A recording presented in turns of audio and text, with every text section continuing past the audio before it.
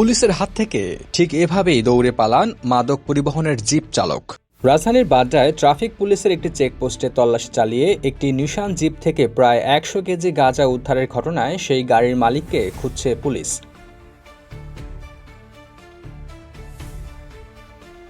উদ্ধারকৃত বিলাসবহুল গাড়ি এবং ৫ বস্তায় ১০০ কেজি গাঁজা আইনগত ব্যবস্থা গ্রহণের জন্য বাড্ডা থানায় হস্তান্তর করা হয়েছে। সকাল 10:30টার দিকে আপনার আফতাবনগরে এখানে হচ্ছে এটা বাড্ডা থানা গেট প্রাক ইউনিভার্সিটির সামনে।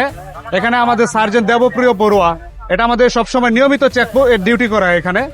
তো ডিউটি করাকালীন 10:30টার দিকে একটা জিপ গাড়ি আপনার এক্সট্রেল নিশান মডেলের আপনার গাড়ি, তো এই গাড়িটি আপনার হচ্ছে বেপরোয়াভাবে আসতেছিল। তখন এই গাড়িটাকে আমার সার্জেন্ট হচ্ছে সিগন্যাল দিয়ে কাগজপত্র যখন চায় উনি হচ্ছে গাড়িটা ফেলে রেখে পালিয়ে যায়। তারপরে হচ্ছে আপনার আমার টিআই কামাল উদ্দিন আফতাবনগরের টিআই ওনার নেতৃত্বে সার্জেন্ট দেবপ্রিয় বড়ুয়া এবং বিভিন্ন লোকজনের উপস্থিতিতে এখানে হচ্ছে আপনার তল্লাশি করে। গাড়িটা তল্লাশিকালে দেখা যায় হচ্ছে আপনার বিপুল পরিমাণ গাঁজার চালান রয়েছে। পরবর্তীতে আমরা থানার টিমকে হচ্ছে বাড্ডা থানাকে অবগত করি। থানা আসলে আমরা পরবর্তী যে আইনগত ব্যবস্থাটা গ্রহণ করা হচ্ছে। পুলিশ সার্জেন্ট দেবপ্রিয় বড়ুয়া জানান, গাড়িটির গতিবিধি বেপরোয়া ও সন্দেহজনক মনে হলে তারা সেটিকে থামার সংকেত দেন। চালকের কাছে ড্রাইভিং লাইসেন্স ও গাড়ির কাগজপত্র দেখতে চাওয়া হলে সে প্রথমে কিছুটা ঘাবড়ে যায় এবং লাইসেন্স নেই বলে স্বীকার করে। পরবর্তীতে পুলিশ গাড়িটি তল্লাশির উদ্যোগ নিলে সুযোগ বুঝে চালক সেখান থেকে কৌশলে পালিয়ে যায়। যখন আমি এখানে নিয়মিত চেকপোস্ট করতেছিলাম গাড়ি মামলা করার জন্য, এই গাড়িটা দেখলাম খুব দ্রুত গতিতে আসতেছিল।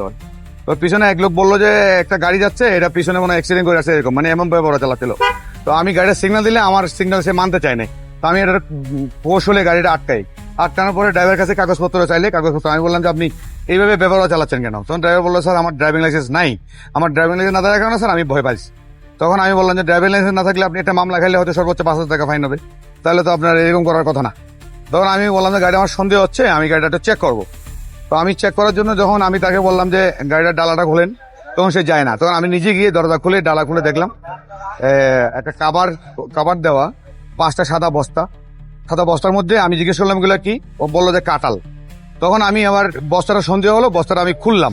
খোলার পরে দেখলাম কালো পলিথিন মোড়ানো। আমার কাছে মাদক সন্দেহ হয় আর তখন আমি দেখলাম যে গাঁজা। এর ইতিমধ্যেই ড্রাইভার পলাতক। এখন আমি গাড়ি ছেড়ে যদি তার পিছনে দৌড়াই, গাড়িটা হয়তো অন্য কেউ নিয়ে যাবে। আমি চিন্তা করে তার পিছনে না দৌড়ে আমি গাড়িটা আটক করি। তখন বস্তাটা খুললাম, দেখলাম যে 5 বস্তা পাইলাম গাঁজা। এক বস্তাতে 20 কেজি করে, টোটাল হচ্ছে 100 কেজি গাঁজা। 100 কেজি গাঁজা পাই।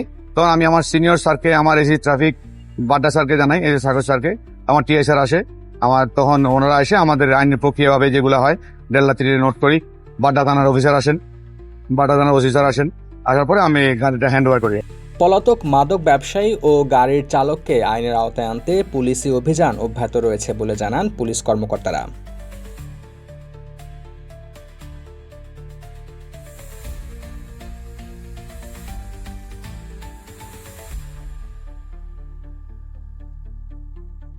রুমান আকন, দেশ 10 24।